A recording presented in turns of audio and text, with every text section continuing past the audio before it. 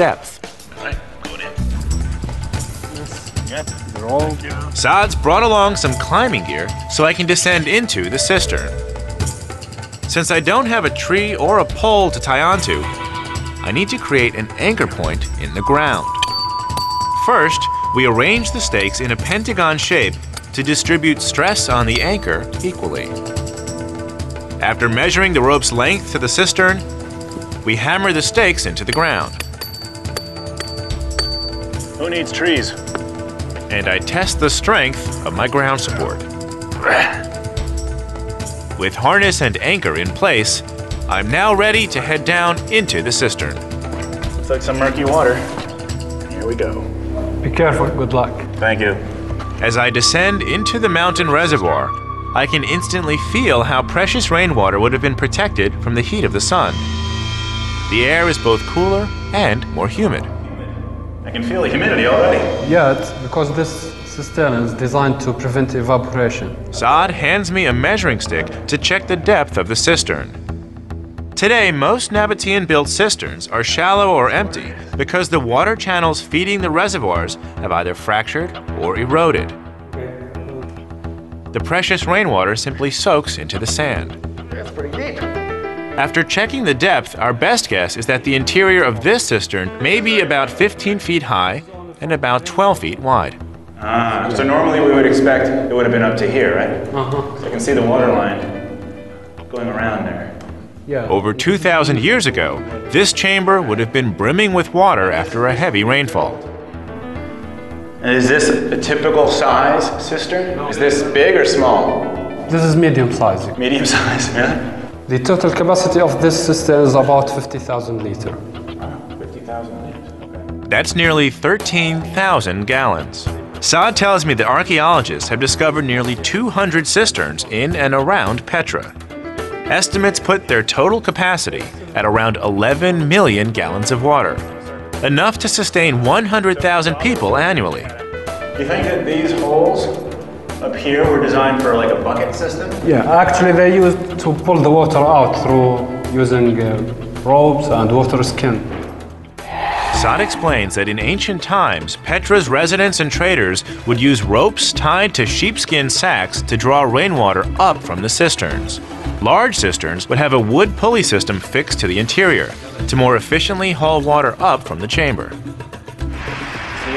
This ingenious system could satisfy the water needs of Nabatean citizens, but not the 500,000 traders and their camel caravans that settled outside Petra's gates. To fulfill those needs, the Nabateans relied on more than hydraulic innovation. Nature was on their side. Together, Saad and I travel about 2 miles from Petra to the neighboring village of Wadi Musa. The village's name literally means Valley of Moses. According to the Old Testament, Moses cracked his staff against a rock, and water came out, creating 12 springs. Local legend holds that Moses created one of those springs right here in Wadi Musa. Saad and I descend into a stone shelter along the roadside, an arched chamber built by the Nabateans during the time of Christ. So these are Nabatean arches. Yeah, Nabatean arches. And the columns are also Nabatean? Columns are Nabatean. As we work our way deeper into the subterranean chamber, I start to hear the sound of running water. Can I borrow that light for a sec? Yeah, of course. Yeah. So let's see, we gotta figure out where the water's coming from. I guess we can just follow the channel. And it's coming out here. Look at that. For millennia, this natural spring has flowed into the valley of Wadi Musa. So this water is literally coming out of the mountain here. Yeah, from the rock.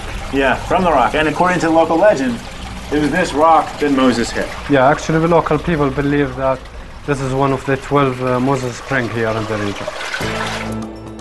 Saad tells me the Nabateans actually discovered and protected dozens of these springs and hundreds of cisterns throughout the Shara Mountains and surrounding valleys. These rich sources of water made Petra an oasis in the Arabian desert. It's okay to try it. Huh? Yeah. Good? Cool? Yeah, it's the fresh water. Okay. But this precious water wasn't a public resource. It was private property. Saad explains that the Nabateans charged a heavy fee for outsiders to access their water. We leave the ancient chamber and follow the water, where it's channeled out of the mountain, under a modern city street, and into locally irrigated gardens. What crops are they growing here? Figs, Yeah. limes. Got it. Olives. Recognize olives. And pomegranates here. So these are traditional Nabatean crops. The same crops was grown by the Nabatean. Coupled with the surrounding villages, Petra was one of the most watered lands in all of Arabia. This desert oasis was able to draw traders across hundreds of miles of desert to the city gates. As a result, the Nabateans exerted incredible influence on this region. I'm exploring the most celebrated archaeological site in all of Jordan, the lost city of Petra. I've seen how its wealthy builders, the Nabateans, were able to draw traders and their camel caravans to this desert city with water. By controlling this precious commodity, they were able to levy heavy fees on foreigners. But water wasn't the only source of wealth for the Nabateans. Over 2,000 years ago, Arabian camel caravans transported some of the finest goods on earth. Traders were making sales that today would be valued in the millions, and the Nabatean kings demanded a piece of the action.